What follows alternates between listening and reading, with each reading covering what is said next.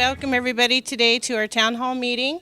This is a little different format for us, but we're going to try to run it kind of like we do eggs and issues, except for you have to pay for your own lunch, so I do apologize for that. But they have a good selection, and the waitresses and waiters, sorry, Cass, will be in and out to help you with whatever you need, refills, that kind of stuff. My name is Jada Breeden, and I'm with the Guymon Chamber of Commerce.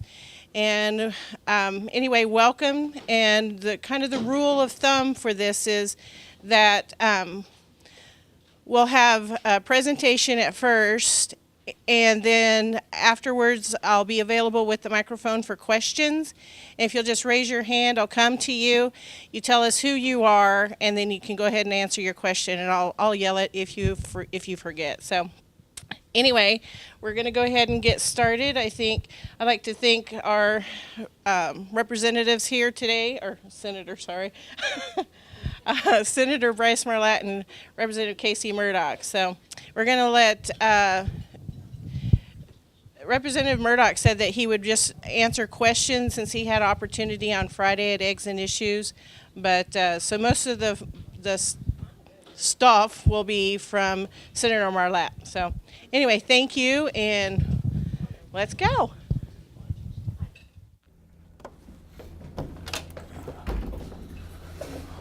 Hot. All right, perfect. The mic is hot. Well, thank you very much, and it's great to be here. I don't know how much rain you guys have gotten, but Casey and I did pass a couple of bills requiring a certain amount of rainfall this last session, and it's been coming in. So we're glad that's been helpful. It's been much needed. We're by far not out of the drought yet, all the way. Or certain areas are not out of the drought, but this is a very welcome issue to have is having rainfall, and it's been a long time since you drive through the country and see as much green as what we've seen. I do want to thank, in light of that and the rainfall, I want to thank everybody who's involved, our local fire departments, our volunteer fire departments, not just from Oklahoma, but also from Texas and Kansas and everywhere else that came on all the wildfires that we had throughout northwest Oklahoma and the Panhandle. This is the second year in a row.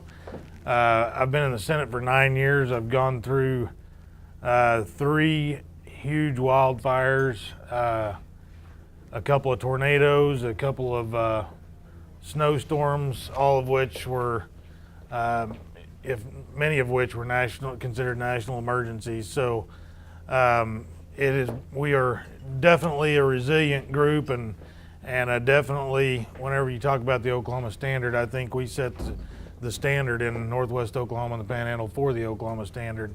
But the outpouring of support, not just from Oklahomans, but from across the country as far as hay, fencing materials, different things like that. If you watch the news every day and see all the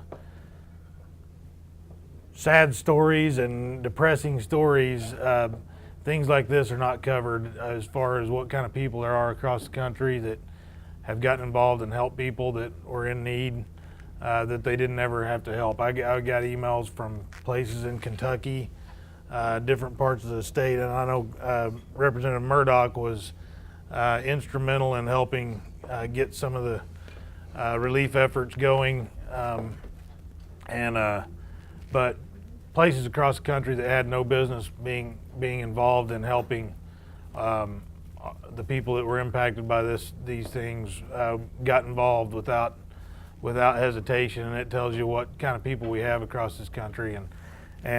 So in light of some of the things you see in the media, we do still have a bunch of good people out there who want to help their neighbors, and not necessarily just has to be their neighbors. In light of this session, obviously everybody knows the budget drove the conversation. We had almost $1 billion shortfall, $878 million. We have a lot of obligations in place that we also had to fund. We also have our core services that we have to fund as far as education, healthcare, public safety, transportation's one of those, which transportation took a cut, but not a big enough cut that it will impact the 8-year plan that we implemented in 2004 to get all of our deficient bridges operational and to make headway as far as working on our infrastructure. So the 8-year plan will stay intact even with those cuts to the transportation dollars. It was a very difficult year. There were a lot of dynamics that came into play. We had obviously the shortfall, but we also had a group of freshman members, 13 freshman members in the Senate. How many in the House? You say 20? 25 Republicans, 5 Democrats. So 30 total freshman members in the House, and then large class last year. So when you look at the makeup of the legislature, there's a lot of institutional knowledge that's gone because of that turnover. In our infinite wisdom of term limits, which I'm not advocating for or against, but in our infinite wisdom of term limits, it's created a tremendous amount of turnover. And so over half of our legislature has 4 years or less experience in dealing with budget issues and anything in the legislature, but particularly the budget is very difficult. And over half of our legislature has less than 4 years experience dealing with that.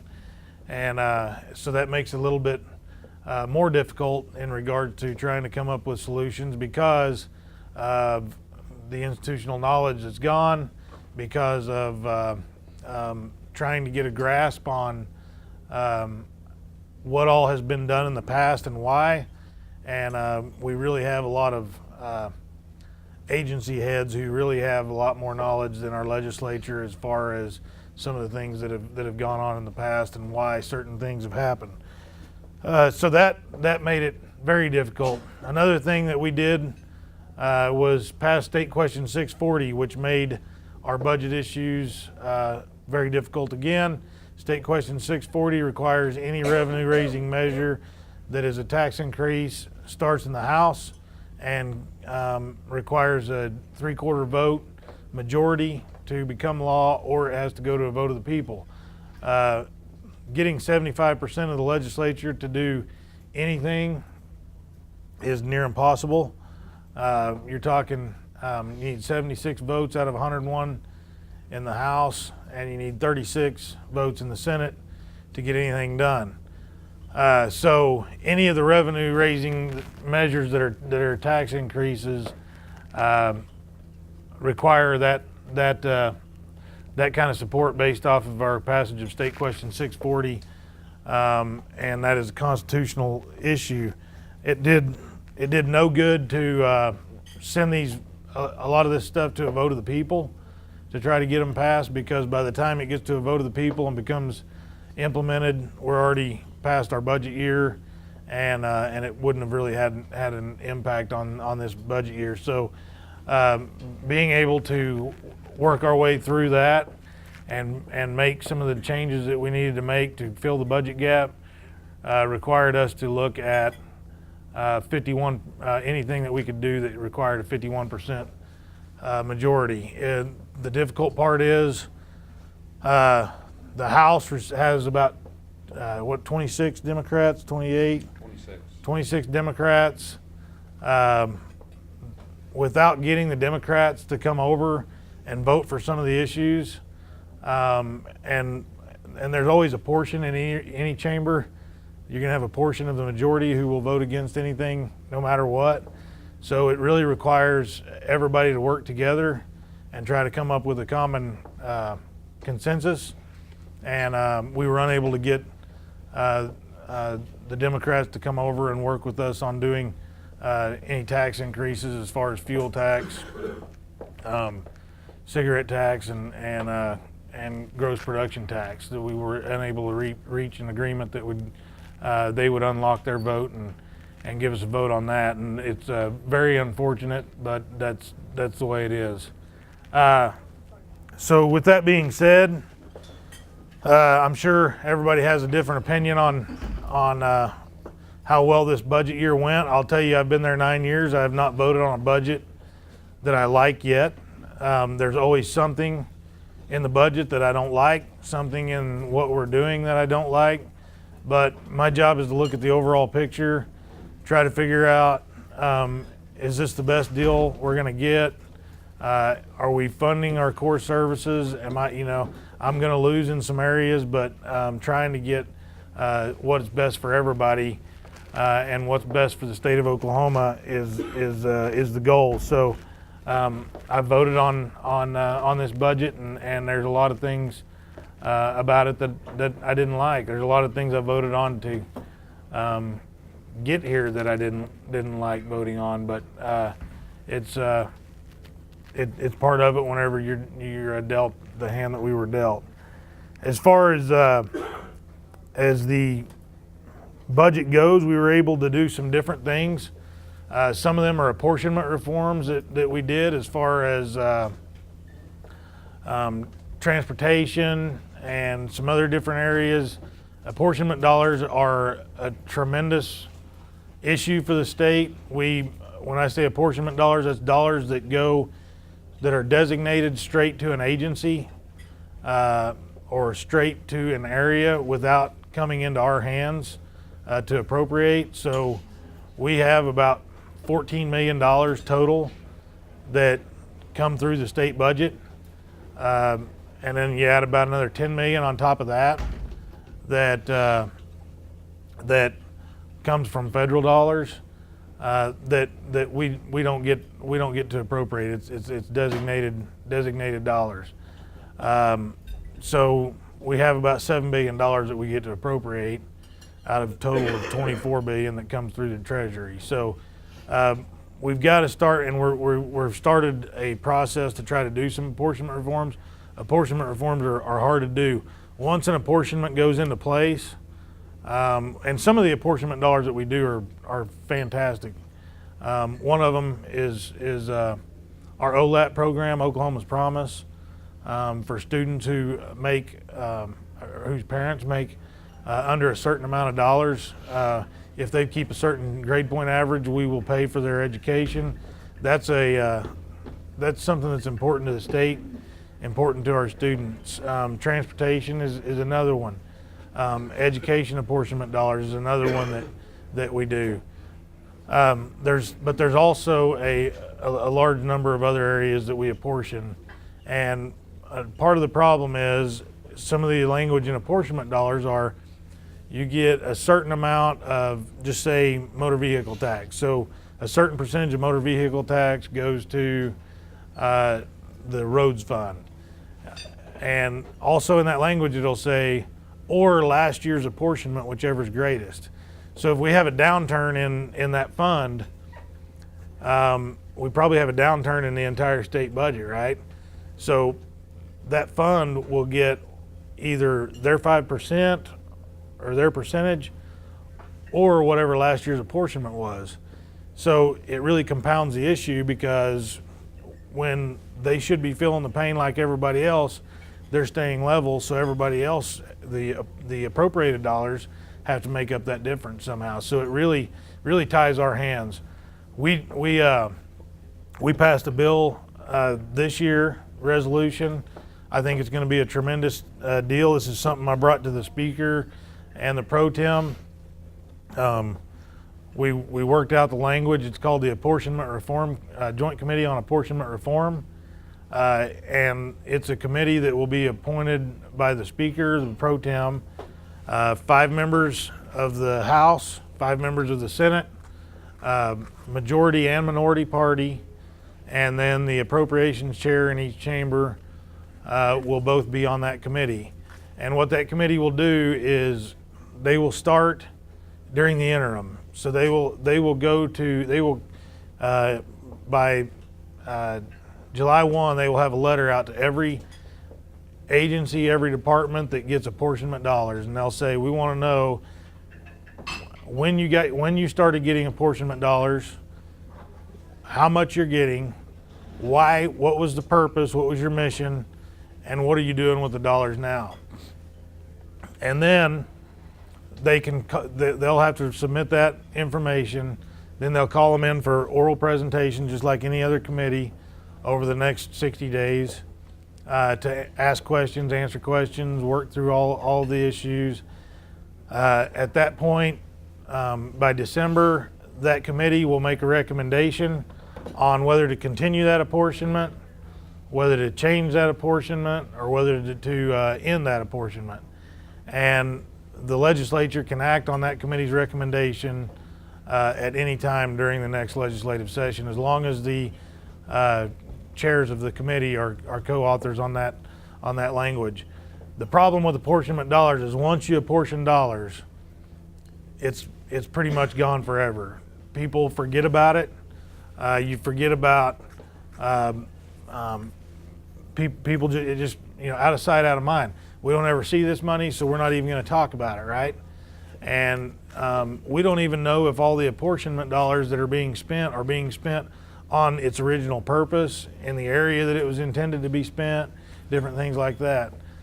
So having a committee that will spend a couple of months really evaluating it and digging into it, I think will, if anything else, it will create some accountability in the process, and also give us a chance to have be educated on where our apportionment dollars are being spent.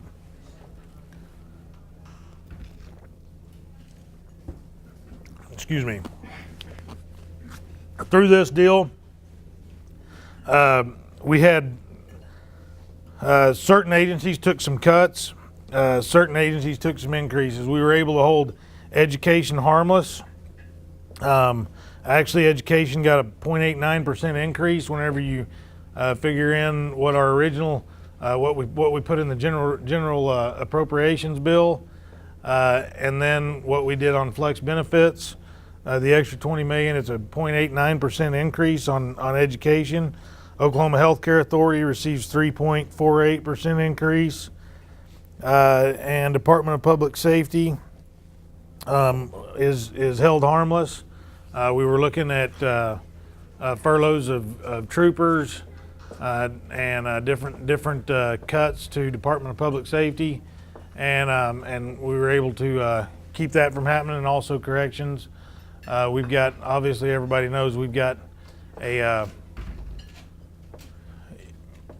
corrections is a very difficult area. Nobody wants to fund corrections because they always say, well, they committed crimes. We shouldn't be doing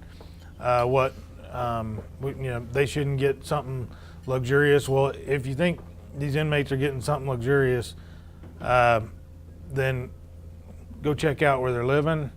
Go check out the environment. And I'm not sitting here saying that we need to be sympathetic to criminals, but I am saying we have an obligation. We're the ones who decided they needed to be locked up based off of our laws, and we have an obligation to make sure that they're that they're healthy and that they have a living environment that is safe, and more importantly, that our guards and our correctional officers are safe. We've got a prison in Fort Supply. I was there 3 weeks ago, maybe a month ago, and spent a couple hours in there. Went through a couple of the cell blocks. One of the cell blocks had 130 some inmates in that cell block. There's one guy up there. Now, we can talk bad about criminals all we want, right? But that's somebody's kid who's up there with 130 people who are looking for something to do. And it's not safe for our correctional officers, and it's something we have to address. We either need to we either need to fund it, or we're going to be in a position where I think we're going to have a federal lawsuit where we don't, where they come in and say you're going to fund it because we're telling you you're going to fund it. And if that's the case, they're going to tell us at what levels, just like they did with the Pinnacle plan with DHS, and we had to reach negotiations on that. But another issue that we had was the long lateral bill. Currently, in order to space any acreage, it's 640 acres or more.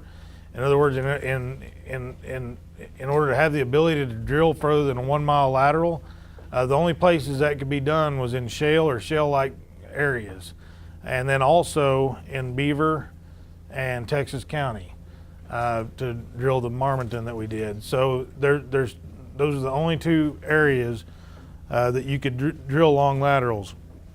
This is one of the toughest bills I've worked on.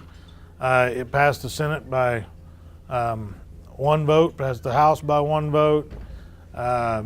It is an important bill for jobs in the state of Oklahoma. A tremendous amount of our sales tax income, tremendous amount of our income tax comes off of the jobs in the oil and gas industry, and making sure that we keep up with other states as far as development techniques. This is basically us saying to the Corporation Commission, we know that technology's changed. We know that they have the ability to drill long laterals. We're giving you the ability to draft rules to allow longer lateral development in the state of Oklahoma, as long as you protect the rights of everybody involved, the correlative rights. We're very specific in that everybody's rights are protected. There's actually more protections for smaller operators now than there were, regardless of what may be being said. There's more protections. This is a bill that we've worked on for about 6 years. Spent a tremendous amount of time and effort. This is the first time we've had small operators, small oil companies, larger oil companies, and mineral owners all on board saying that this is a good bill. This will unleash development in the state of Oklahoma. That bill right there alone we were able to certify $19 million off of that in increased gross production taxes, and based off of the increase in development. And we were also anticipating a tremendous amount of increase in rig activity, about 25% increase in rig activity. Unfortunately, the tax commission can't do dynamic scoring, so we're unable to score that to be able to fill in some of the budget. But with that being said, I'll I guess just open it up for questions. I'm sure that there's plenty.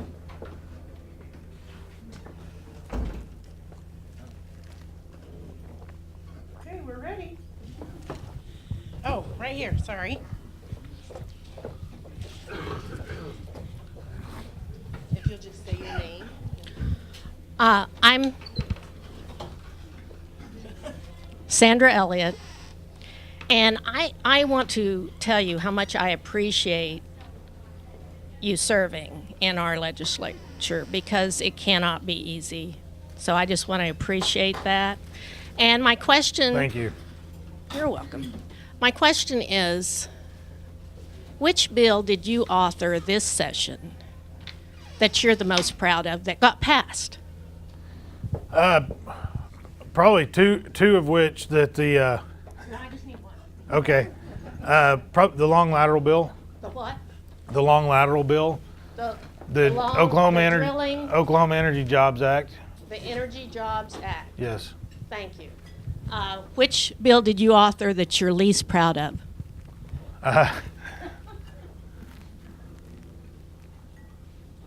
Well, I don't know that I have one that I'm not proud of. Just least out of those bills you authored this session.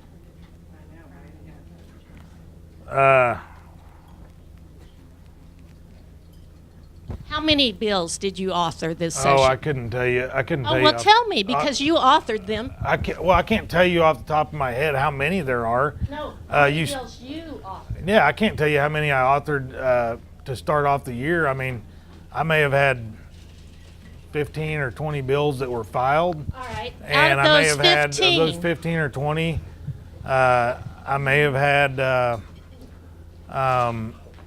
7 or 8 that we weren't getting anywhere with. So I never even asked for a hearing in committee. Probably the one that is not, that you say least proud of. I don't want to say, I don't want to use that term. I do. Do you have a bill that I should be least proud of? Probably, but I don't. Okay, I don't even know which proud. I didn't author them. You did. Okay. So- I mean, probably the bill that people will be the most innocuous bill would be a bill that allows for center-based child care facilities like your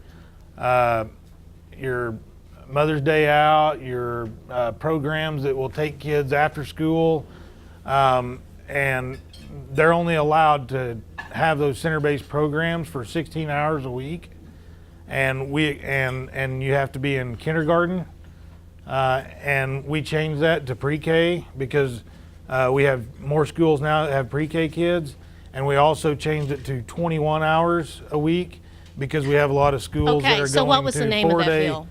Excuse me. Excuse me. I don't know the short title on it. Okay. I can look So- up the bill number and get it to you, but there's 2,000 something bills out there, and we work on tons of them. So One more I can't just question. start telling you the numbers off the top All of my right. head. Sorry. I am so sorry. I have another question. Let's see. You want me to come back? No. It came and it went right back out. Kind of like the bill numbers that you're asking me to remember. Can't remember all them. Well, of the, let's say 30 bills you authored, is that right? You think you authored 30? I couldn't tell you how many I started You off with. say the least out of those that come to your head I is started the off. one I started off with the- a couple of I'm bills. sorry, that- I'm talking. The one about child care. Now that to me is so important. Child centers are so important. I'm so glad you authored that bill because if I was thinking as a parent in Oklahoma, which I've been for lots longer than you've been alive probably, I would say that is probably so important, and I appreciate you getting that passed. Well, When thank you ran for office, what was your number one priority that you said, I'm going to do this for Oklahoma? I wanted to make it a business-friendly environment, give us the ability to create jobs, and also protect our rural way of life and protect our rural economy, i.e. our water, i.e. our schools, our ability to have private property rights, and I think that I've done a pretty good job of doing that. Pretty good job. I think I would agree with you. Pretty good job. Pretty good job. Of those you named, what do you think is the most? The one that you really get out there and beat the doors down? Well, I mean, as far as over we restructured the Oklahoma Water Resources Board that required the Oklahoma Panhandle to have representation, no matter what, on the Water Resources Board. Also required irrigators, somebody from the irrigation field to be on the Oklahoma Water Resources Board. Also required somebody from the energy industry to be on the Oklahoma Water Resources Board, but made sure that we had somebody representing us regionally. And when I say the Panhandle, I'm not talking Panhandle, Northwest Oklahoma.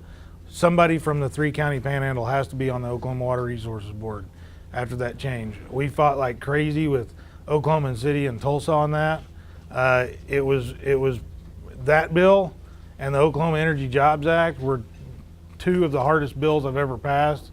Both of them consumed a tremendous amount of time, one of which took a couple of years. But those are two of them that I think in 10 years we'll be looking back going that was a big deal, because we have Tulsa people wanting to monitor our water consumption in the Panhandle, and they want to monitor how much we're using in the Uwalwa aquifer. We have certain producers who are saying we don't want to allow for longer development because it devalues our assets when it's not allowing royalty owners' assets to be developed. So I think that those two are huge bills. That was an excellent explanation. I appreciate that. As a farmer rancher in the Panhandle of Oklahoma, I really appreciate that. I mean, I look around at the people that live here and thank God that was passed, because that's our lifeblood. Right. We do not want Oklahoma City getting our water, or Tulsa. But I agree. What is important to me is getting health insurance, one, the safety of our children. Maybe that should be one, because, that goes hand in hand with the other. I want to know what you have done, who have you talked to within your party that has approached the question of health care for the senior citizens in our nursing homes. Because as I read in the Guymon paper, that there's been a tremendous growth of deaths of the elderly in nursing homes. And I understand that Mary Fallon has been requested, it has been requested to her office to give the desired documentation, and that has not been set forth since that was requested. The desired documentation on what? On the deaths of our senior citizens in the nursing homes. Because the number was something around like 14,000 in 2 years. 14,000 deaths in 2 years. I think that would be number one, like, why is this happening? And I would think the party that won, the party of Oklahoma at this moment, would address that, because 14,000 is a lot of people to die. Yeah. Well, you can look at like I said, we've done everything we can to stop for Medicaid reimbursement rate cuts. They had talked about, a lot of people will say there's a 25% cut coming last year. That never happened.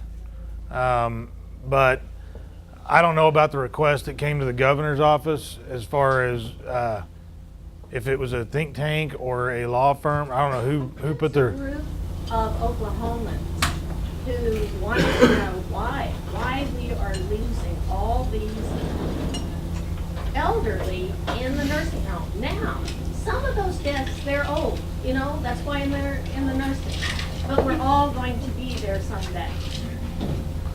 Yeah, no, we need to make sure we're taking care of our elderly, and those are our most vulnerable. So, the last thing you want is for them to go there and not be treated properly in their last days. And so, I'll talk to the governor's office and find out if she's putting together a commission to research that, or if we're going to take action on it.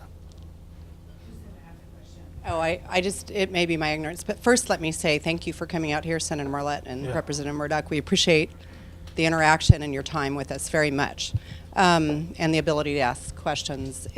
You just brought up something that made me curious. since there's so many new legislators on the floors, is there some sort of mentoring program to help assimilate those so that everybody can work together at a faster rate? And I just didn't know that, so I just curious. Yeah, the problem is the mentors. You got to be careful who you have mentor them, right? So my goal is to have all rural guys mentoring everybody, but yes, we do on the Senate side. I don't know what the House does. I'm sure that they have something that's pretty close. When somebody's elected, it's like drinking from a fire hydrant. They'll come in, they'll be sworn in. They say they're elected on Tuesday. I think they're sworn in the next Tuesday or Thursday, something like that. And then we immediately have 2 days worth of, all right, this is how the process works. And then we come back and we have another couple of days with them, and it's usually leadership team, staff that's been there forever. We do is we bring in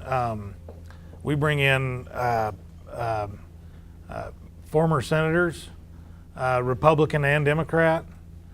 Sometimes we'll get a former governor to come in and just talk about the process, talk about what to expect, talk about the fact that, look, all these people who you think are your friends are not really your friends. It's amazing once you get elected, you got a whole bunch of friends, and then what people don't realize is as soon as you don't have a title in front of your name, they don't really care about you. But so yeah, we go through that, and then after that we have a caucus retreat, and that's usually a day and a half or 2 day deal, and that's where we'll start talking about policy and different things like that. And then after that, once you get into session, it's just here we go. And typically what we have is we have our whips and floor leaders. We'll assign different ones, and they kind of help them out through the process the entire year. That's on the House side. We don't. I visited with the Speaker this year, and he wished he would have done a mentoring program, but I have preached since I've been in office, it's about building relationships. And, being from out here, and Bryce understands this, we're outnumbered. So when those 25 Republican freshmen hit the House, I was building relationships with them and helping them when they need help as much as I could give them. And so that's what we do on the House. But I think, and I visited with the Speaker, I guess it was about 3 weeks before the end of session. And one of the freshmen that I'd been befriending and helping along was kind of just struggling with the process. He was a business owner, and as we all know, government moves real slow. He's very intelligent and is a good member, is going to be a better member, and he was ready to just quit because he is frustrated with the process, as you guys are. But it is the process. It's slow, and when I visited with the Speaker, he said he's going to do a mentoring program to help with incoming freshmen. Cy Perkins, I think we're going to get out of this budget crunch one of these days, but we're going to have to make some changes. And we used to have a rainy day fund, but I guess it rained more than we expected. But is there a limit on the rainy day fund? How much they can build up in it? There is. It's and we actually raised that a couple of years ago, and there's certain. What do we have? 40 million left to spend next year. I think there's about 40 million left to carry over for next year, and then we're pretty much done. So hopefully we're coming out of this deal at that point. But yeah, we raised it by 5% a couple of years ago, and it can only be 15% of the appropriated dollars that can go back into that is all you can carry in that account. I think it ought to be 20. Matter of fact, when we did it, I believe it was 2011 or 2012. When we did it, I advocated to get it to 20%, and we were only able to go 15. But we have also looked at or started what's called a legacy fund, and that's whenever we have a certain amount of collections come up in gross production numbers that come in at a certain percentage higher, money starts going into that legacy fund. And on the legacy fund, it actually gives us a little more freedom. It's basically a savings account, but we don't have to have emergencies declared and things like that to be able to fill the different gaps. So yes, long term wise, that is I think we need to be at 20%, and I'd like to get that legacy fund funded at some point to where we do have that, because everybody talks about our budget and hey, we need to diversify, and we're too dependent on oil and gas. But then when we have a downturn, they say, hey, we need to tax oil and gas. Well, you're just becoming more dependent on one industry that's volatile industry when you do that. So we need to have, long-term wise, we need to have a backup plan. And here's part of the problem with politics is the solutions that are good solutions are long-term solutions, and they're not popular, because if you have an influx in revenue, everybody says, let's put it, let's make my agency whole, and everybody's wanting to delve out money to become, to say, look at what we've done, we've given you more money. Well, the long-term solution is to fund those savings accounts, and that's not the most popular. So long-term decisions don't get you reelected very well in politics, but that's what you need to do, is make long-term decisions. My name is Leslie Craich, and I've lived here all my life. And as a registered voter, the people that voted you into office, it seems like I think people think we voted you in, you guys got to do all the work. So times have changed. There's a lot of issues out there. What, as a voter, as the citizens of the Oklahoma Panhandle, can we do to help you guys out? Is there anything? I mean, is there a certain area? It's like, the question is, I wish my constituents knew that. Well, okay, so my biggest downfall is I'm not active on social media. So, and that's a huge asset for people that are, because you can get a message out there. So for me to complain too much about what goes on social media, it's hard for me to do that because I'm not very active on it.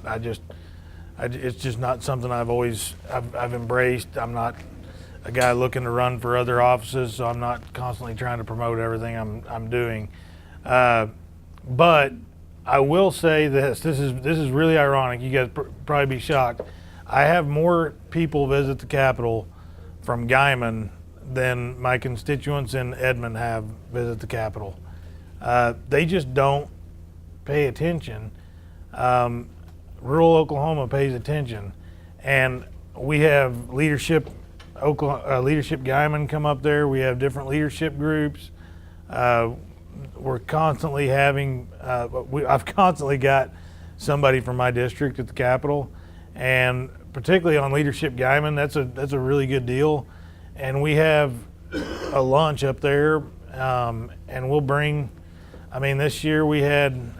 Were you there this year or last year? Who was here this year? Who was there this year? You were there. You're always there. But we had. I mean, we had the Attorney General. We had the President of the Senate. We had the floor leader of the Senate. You had a couple floor leaders there on the House members. We had did the governor, lieutenant governor come by this year? No, but we did get a visit with him individually. Okay, so deals like that, you have the ability to share your concerns with people that you wouldn't normally share your concerns with, and that's our job, to try to get some of those people there to where you can hear that what we're saying is either true or untrue, but also that you have the opportunity to express and share how certain things impact your part of the state. Well, and the first thing I learned down there is phone calls work, emails work, but when you show up in their office, that really makes a mark. And I know that first year we were having, on the budget, we were having a battle over our CERB money. And I'd called the county commissioners and said, you know, pretend like your wife's pregnant. Whenever I call you and need you here, I need you here to help me visit with other members on trying to save the CERB account. And so, you know, and I may, at some point, if we get into a major battle, I may call you and say, you know, I need your help down here. We need to start visiting and with other members, protecting what we have out here.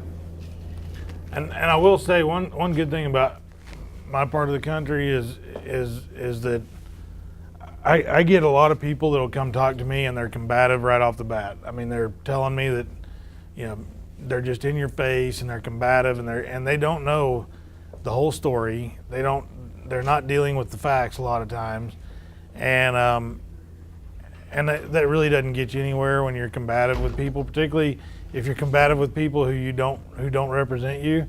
They're gonna go, okay, thanks, now get out of my office because you're being a jerk, and you live in Guymon and I live in Atoka, so you know, I don't really care what you think. So I think whenever there's work to be done at the Capitol, live bodies showing up matters, but live bodies showing up with a message of educating people on what how certain things impact their industry or their lives gets them, you know, a tremendous amount further. Well, The social media aspect is a really good aspect. I'm just really bad about giving But messaging out. being respectful, and I told someone I really don't worry about constituents being disrespectful. Everyone I've dealt with has been extremely respectful. On my hallway where my office is, I have seen other representatives, constituents show up, and it was horrible the way they treated them, just chewing them out one side and down the other, and that doesn't work. I had a group that was up there. They were not my constituents, and there were two of them, and it was a whole large group. There were two of them in my office visiting with me, and about 15 others walked right past my LA and barged into my office and in my face. That's not going to get you anywhere. It's being respectful will get you a lot farther, but it's being present helps. I have one more question. Is there any regulation in place on committees, like who can be the chair, sub-chair? It seems like there's a lot of committees that have people from basically the same area, and I believe that a lot of them are from around the Tulsa area, the Oklahoma City area, sometimes in the south, kind of your south, kind of in the middle, not your southeast and southwest. But it seems like there are a lot more of those people serving on those committees. Could be wrong, but is there a limit on that?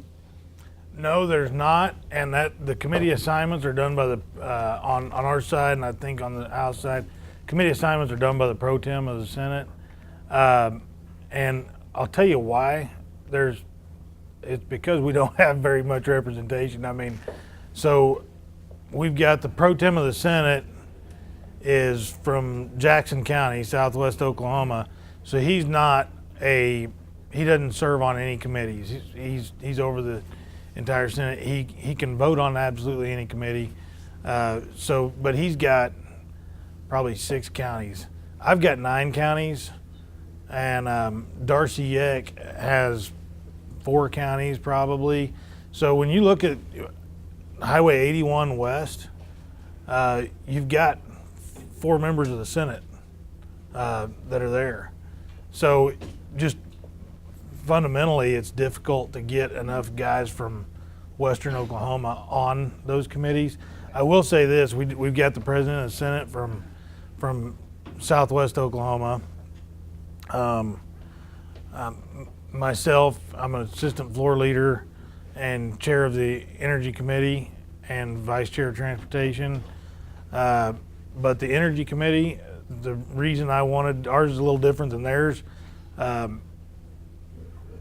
We have jurisdiction, any bill that has to do with energy policy, water issues, and telecom issues, and transmission issues and pipeline issues all come through our committee. So my goal when I got there was to become chair of the energy committee, because there's nothing more important to me than the environmental issues, the water issues, and all the oil and gas. And then also I have rural telephone cooperatives, and I want to make sure that they're adequately represented, so I can, if there's a bill that comes in and attacks them or attacks the Universal Service Fund, which helps our rural telephones, I can kill it immediately. So my goal was to get in there, and I know Casey is doing, is on track to do the same thing on his side. That's on the House. I picked, or I requested the committees that I'm on, and I asked the speaker, you know, these are the committees I want to be on. And I don't know whether it's a regulations or a rule, but the only thing that's kind of in place and what the speaker is doing is the split with Democrat and Republicans on committees, and it's a percentage of Democrats that's in the House. That's, you get the same number of Democrats on the committees. And and I don't know if that's a written regulation or rule, or whether that's just kind of that's the way it is. Thank you.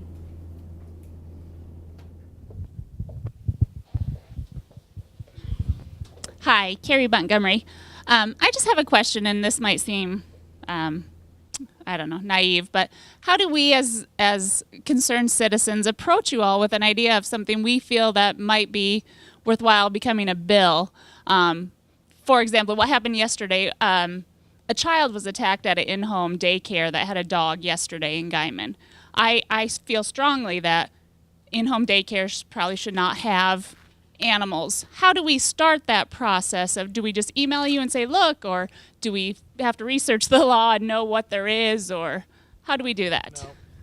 Just give me a call or email me. I ran a bill, now it didn't go anywhere. A gentleman from Texhoma and here in Guymon wanted a bill ran, and they called me and we visited about it, and I thought it was a great idea, so I wrote it, and it did not get heard because, well, we're in a budget crisis, and anything that affects revenue, it wasn't going to be heard. But that's all. They called me up, I met with them, and said, hey, I think that's a good idea. I'll push it.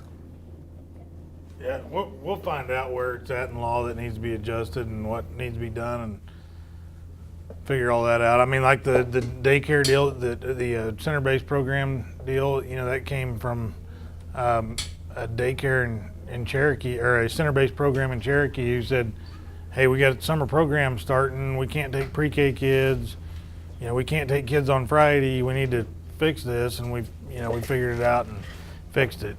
And by the way, that's not the bill I'm least proud of. I said it's the most innocuous bill. Sometimes the bills that nobody pays attention to turn out to be, you know, I mean, they really help people. Do you have another one? No. I think it's close to 1 o'clock, so if you need to leave, you can go ahead, pay for your lunch, but I believe if you're willing to ask questions, they're willing to answer for just a little bit longer. So we'll heat up their hamburgers, but any other questions? Oh, you had to be in the back.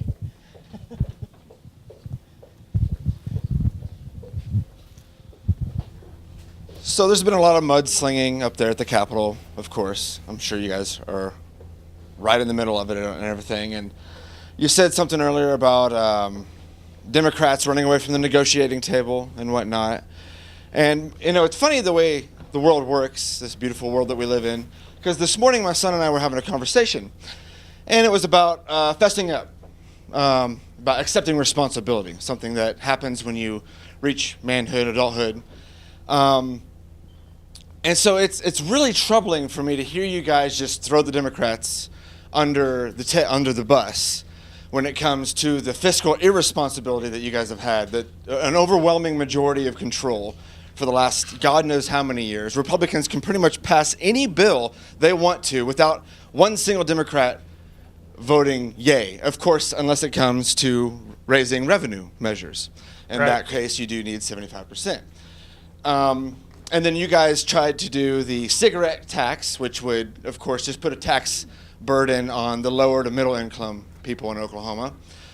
You also wanted to have a gas tax, which would also do the same thing, put the burden of our of the budget hole on the backs of middle and lower income class people.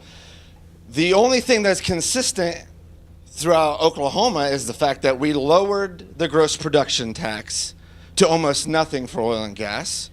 And then all of a sudden we have this huge hole in our budget. And now that we found out that probably the answer is to get the gross production tax back up to where it used to be at 7%, that's not the boat that the Republicans are willing to jump into.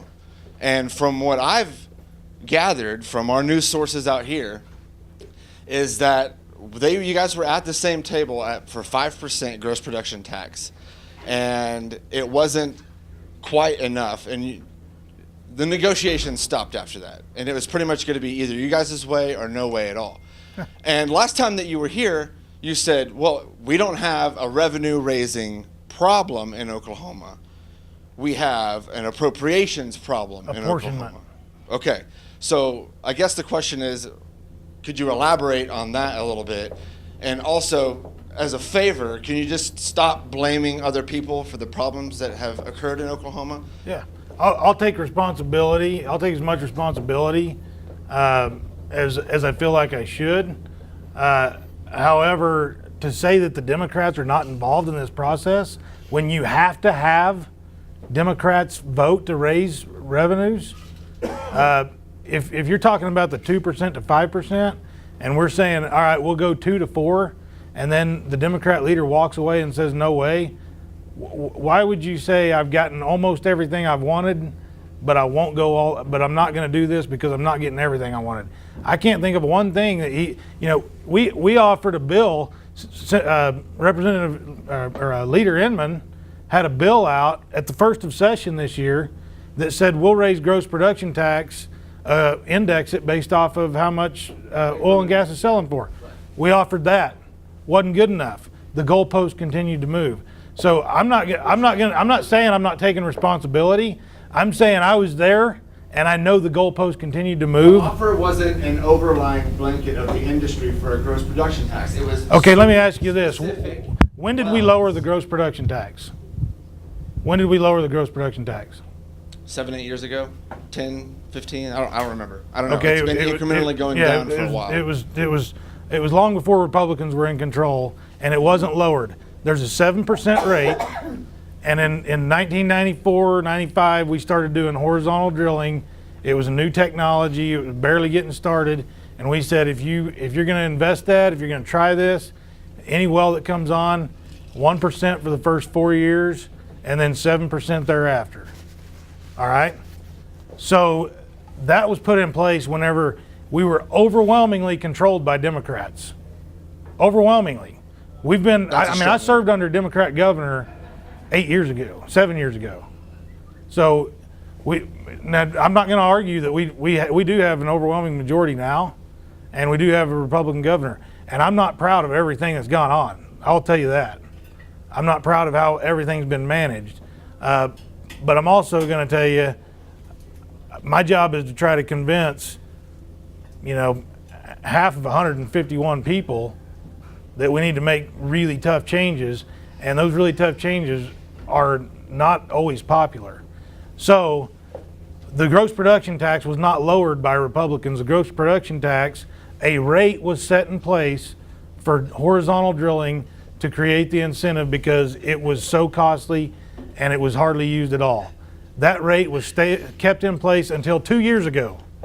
And 2 years ago, we took it from 1 to 2 and shortened the amount of time. So we more than doubled the rate on the horizontal side. But the revenue in the state of Oklahoma does not come from gross production. Revenue comes from the investment, the jobs, the income tax, And that is not from production. That's from drilling rigs. That's from all the jobs that are created off of drilling rigs. So we did that. In 2009, we didn't pay back the rebates, which was about $150 million. Last year, we took $111 million worth of incentives away. This year, we raised the rate from 1% on the 1% wells that are left to 4%, and also took away the rest of any incentives that they have.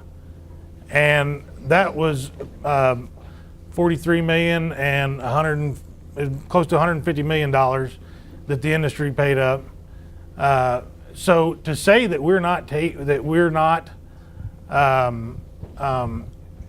that we have lowered the rate for them is completely not true, and to say that we haven't raised the rate or taken away the rebates is not true.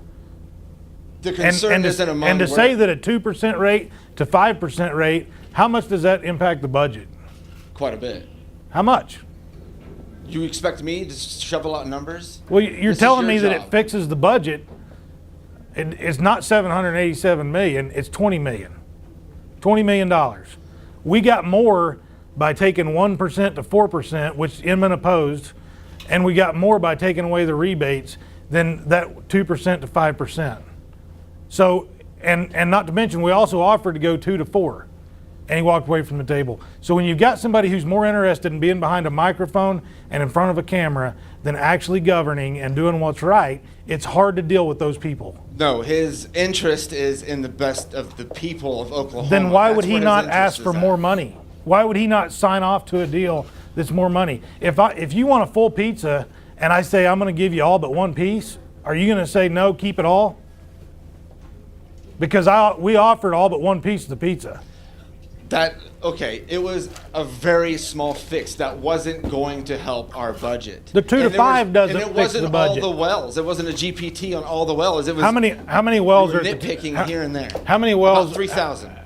On the 2% rate, 3,000? Yeah. Less than 1,000, 976. How many wells are on 7% rate? Okay, let's ask a question on 43,000 wells. Okay, of your campaign finances, how much of that came from lobbyists that were directly associated with oil and gas?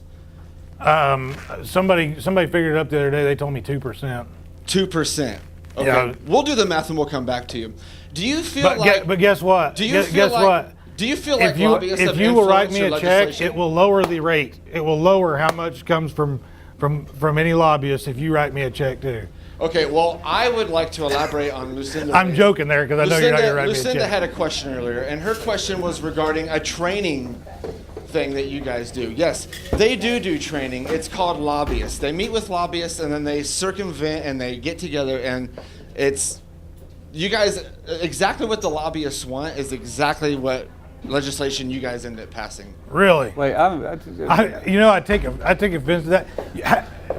Do you have any idea There's a correlation. how You many can't deny that lobbyists there's a correlation. how many lobbyists were against me on the long lateral deal? How many lobbyists were against me on the water bill? How many lobbyists? I mean, I'm against lobbyists all the time.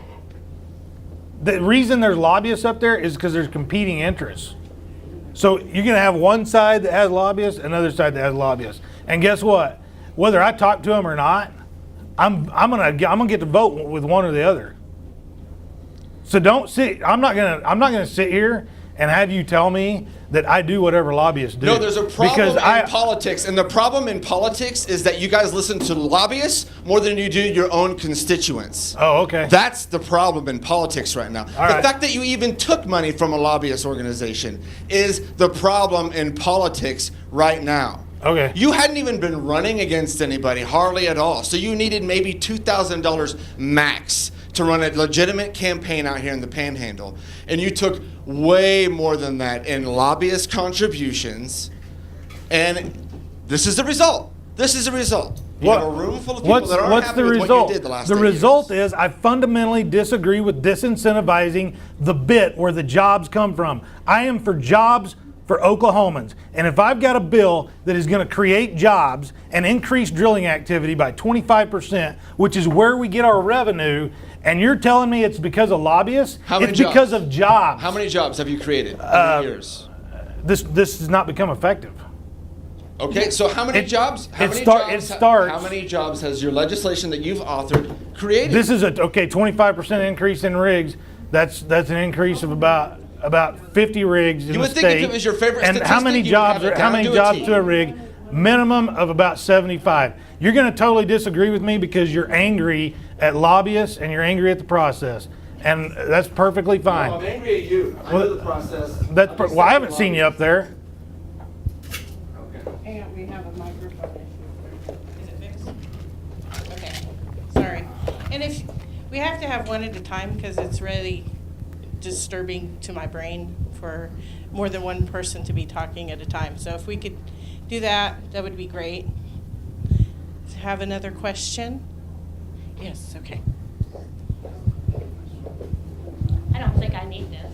Yes, they can't hear you on their recording. Oh, hi. Anyway, so my question is, and once again, I did not come here to combat. I came here to discuss, because I get that word thrown at me when people feel uncomfortable with what I'm asking. So my question for the Honorable Mr. Murdoch, House of Representatives, what was your favorite bill you authored that you got passed this year? House Bill 1690, it was an audit bill. It would audit the top 20 agencies in the state, performance audits. I modeled it after Ohio, what Ohio's doing. In Ohio, since they implemented that, they've saved $98 million for the state. And that audit, it looks at, do programs overlap, just different ways to save money without cutting. That bill got through the House, went to the Senate, and got married in with the Speaker Pro Tem and the Speaker's bill, Speaker of the House's bill, and they took, well, there were 3 audit bills in the House, and they kind of took the best out of all of them and made one bill. That was my favorite. That's fantastic. I think that sounds... That is fantastic. I appreciate that. Now, what is your least favorite bill? Least favorite bill. I don't have one because I only can run 8 bills in the House. We're only allowed to run 8 bills. So I pick and choose the bills that I'm going to run because I only get 8. Which one didn't pass? They all passed. They all passed. I had a drone bill. It passed the Senate, but I went ahead and laid it over because I want to tweak it a little bit. I started getting emails about a week before it was heard on the Senate side, and there was a gentleman in Tulsa that emailed me and said that someone flew a drone over his backyard, taking pictures of his daughter in the swimming pool. He called the police, and they came and said, there's nothing we can do because there's no laws against that. So my bill focused on agriculture land. I want to make it more broader, where it protects privacy also of if you live in town. So, least favorite bill. No, I love that bill too. I kind of fall in love with all my bills. I don't really have a least favorite. I feel like every one of my bills served a purpose and was needed. Thank you. But to be fair, even though they're all favorites, you authored them. Mm-hmm. What is the least favorite of those 8? So out of the 8, if you want to know if one would die and I wouldn't cry very hard, would probably baling hay in right-of-ways, allowing county commissioners to contract out baling the hay in right-of-ways. I witnessed that in Nebraska. And I think that's an excellent bill to write. I think it saved the county from going out, even though the county still had county hands. It saved jobs, it saved time, it saved money, because money is the bottom line, right? Well, this was, this was a request from a county commissioner in Harper County. Called me up and wanted to know if I'd run this. So that it came from a county commissioner, and he said he spends $50,000 a year, not counting paying the person to drive the tractor just on fuel and equipment to mow right-of-ways. Correct. And those tractors are not cheap, right? That's correct. So you saved our area direct money on the local level that we see every day when we walk out our doors. Is that not correct? I would hope so. Yes, and I appreciate you.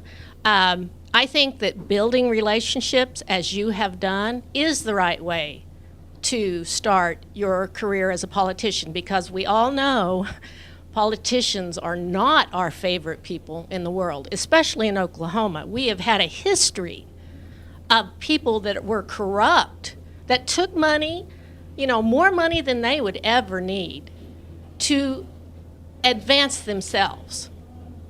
So, as someone pointed out, that the correlation of the money you take from your investors, because they're going to help you get reelected, that is a direct correlation, to Okies thinking you're either doing a good job or a bad job. And I could probably, I don't know, I would be guessing from your demeanor today, because it's been very cool, very calm. I mean, I am so impressed with you, and I don't even know you. But you've got it going. And so I think you have a career, possibly, in Oklahoma as a politician.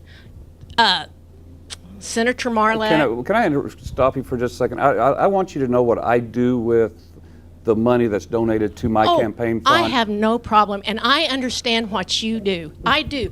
I am not a politician. I am not, I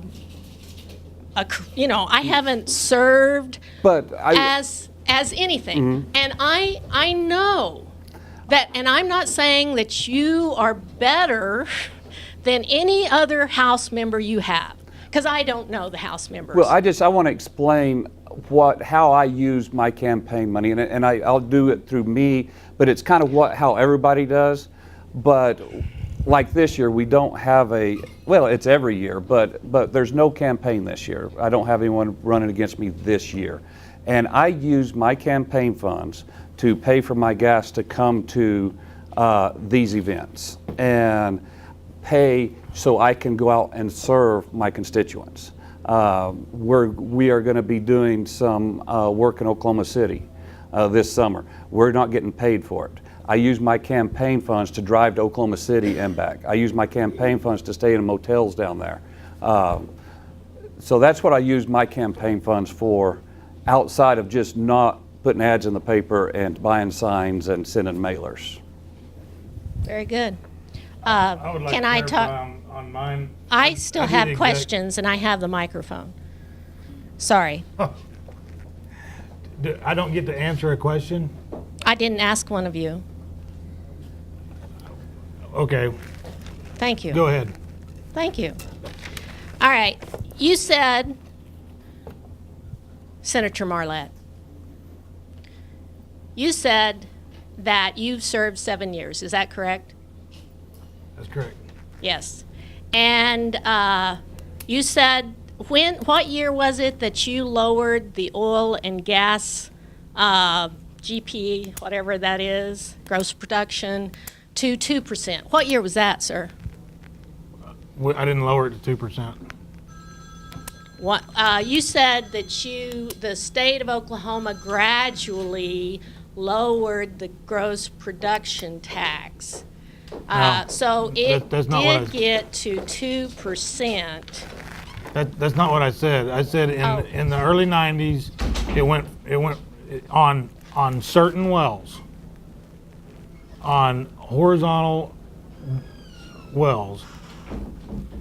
The technology was brand new, and it was they passed a bill that said on a horizontal well, the rate for the first 4 years will be 1% and 7% thereafter. Yes. Okay, It's in the 90s. it was in the 90s. That's good. I was in high school. That's good. And that rate stayed the same. There's also there's a 1% rate that was still in effect on certain type wells, deep drilling wells, different scenarios on who can get those wells. In 2015, we changed that 1% rate to 2% and shortened the amount of time that they get that, and then it's 7% thereafter. This year, we took the 1%ers and moved them to 4. All those wells will be at 7%. There will be no more 1% wells at all by 2019. I appreciate that because our state has a great oil and gas revenue. That is a revenue. Is that not basic, good Oklahoma crude oil? And natural gas, because natural gas is worldwide. You know, we're pretty good. Oklahoma's pretty good on that. It's a large part of the budget, and also a large part of your local dollars that go to your school districts. Exactly. Now, I have a question that I don't know if you want to discuss amongst you two. You know, we are concerned about our schools closing in your districts. And we just feel like the money that we could have had this year through the wind farms, which is the future. I mean, Oklahoma is so blessed to have wind, to have gas, to have, crude oil. We have workers. We have working families. We are hard workers. That's our heritage.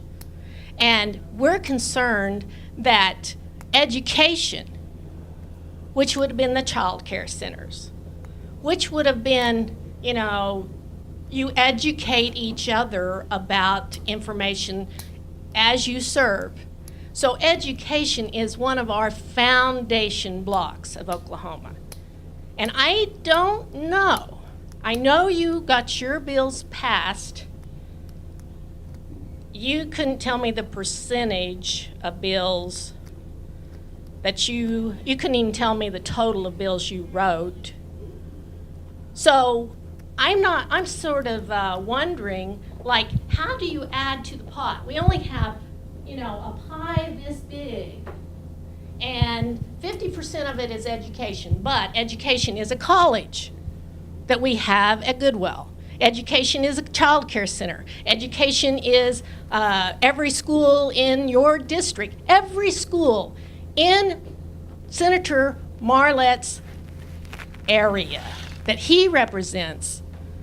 That's a lot of people that has jobs that's going to face losing their jobs because of cuts to education. And before you say you held them harmless, why didn't you pass a bill to let's raise marijuana? Because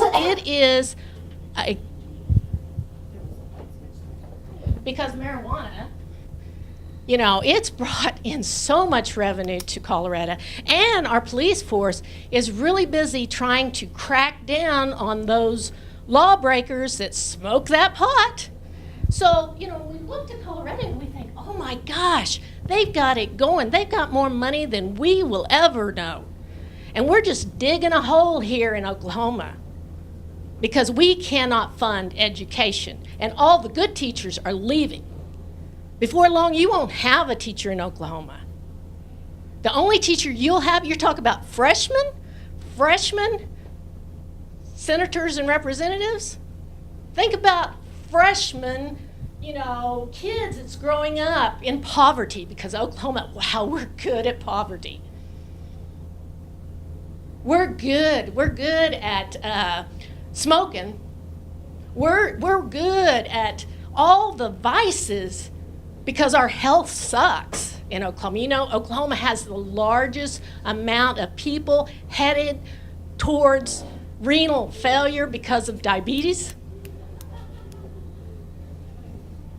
Now, I'm angry. I was here on a mission today because I am angry. You, sir, have served 7 years. You should be wheeling and dealing down at the city. You should know that 14,000 elderly have died in our nursing homes. I think that's important. That's everybody. Everybody's going to be there. So if you're not adding jobs, to our pot, you're not really doing anything more than your guy next to you in the aisle.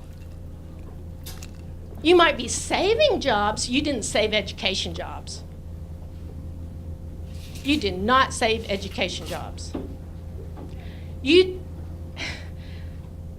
What Oklahoma did for my family, Oklahoma took everything my family ever brought to the table, and they sold it. That's what Oklahoma government did for my family, who's been here since the first land run, maybe before the first land run. Yeah, I see confusion on your face. So I'm a multi-generation Okie who has done a lot in this state. And I'm looking for people who are going to add jobs. Now, 2 years ago, Governor Fallin, and I'm on my soapbox, I promise you, I am on my soapbox. 2 years ago, when we re-elected Governor Fallin, overwhelmingly, I was not one who voted for her. And the reason being, she appointed a judge that ruled against our family's trust, our trust fund set up for our parents. She appointed a judge, and that judge ruled that trust could be broken. So we had to auction our farm that my parents worked their whole life for. My mom is 89 years old. She has Alzheimer's. Do you know where I'm going with this?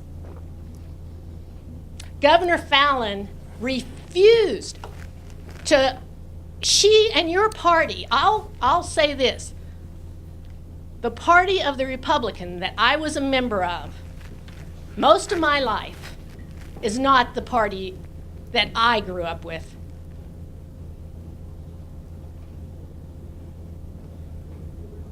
And it takes us a little bit to catch on, but once we catch on, we don't forget. And Governor Fallin, in her wisdom, she's been governor for how many years? 8? Well, it's probably 7, right? And she can't run again, thank God. Thank God she cannot run again. But, her appointing of judges that would take a ranch farm that's been in a family for, a long time to pay a nursing home bill. Now, when I contacted all my federal and state representatives, I got the pass around. Well, I think that's a federal concern. You need to talk to the federal representatives, and I did. This is a state concern. So I, contacted them. They kicked off my mom twice off Medicaid. Twice. First time they did it, the nursing home said, they don't do this. They do not do this. But since she appointed that judge that refused to honor that trust, yes, they kicked him off twice. It is now 1:30, so if anybody has to go, they can do that. Do we have any other questions? Okay. Okay, well, 1:30, your hamburger's cold. Yeah, I'm gonna address my campaign contributions. I do the same thing with that Representative Murdoch does. Try any mileage reimbursements. It's my Senate district is 12,500 square miles. It's a tremendous amount of driving, and then also with the meetings in Oklahoma City or Tulsa or wherever we're having to go for those. We take care of that with campaign. I also do a junior senator reading program, which I was not able to do this year because of ethics rules on what they couldn't give me a direct answer on what we could and couldn't do. So I'm trying to get that cleaned up, but it's a reading program for children that if they work through the school districts, if they read a certain amount of books throughout the school year, we make them a junior senator. Yeah, they get a t-shirt and a certificate. That's quite expensive. I hate that Josh didn't want to hear this, that he was so concerned about my campaign. But that's where that goes. I've had a couple other campaigns as well, but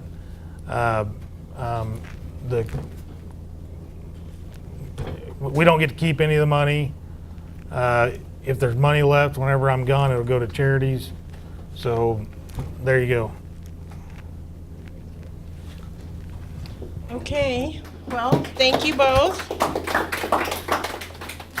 I know that if you have any further comments, suggestions, questions, anything that you maybe didn't think of right here today or think of later, that you can contact either of these gentlemen. They have an office in Oklahoma City, and they also are available, well, Senator Marlette, not so much through social media, I guess. So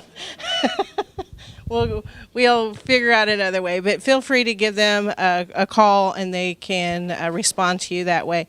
I do want to also mention that Leadership Guymon is a great thing, so thank you for bringing that up. But we learned in that the constituents don't typically complain in this region.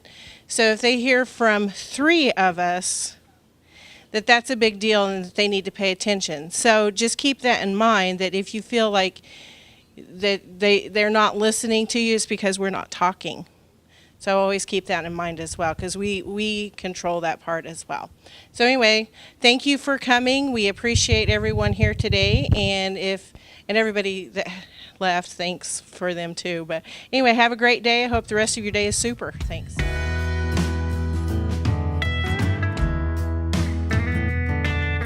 I'm minding my own business. I got no time to waste. A woman in Atlanta doesn't like to wait. Tennessee's behind me. There's a changing in the air. When I can see the long leaf pines, I know I'm on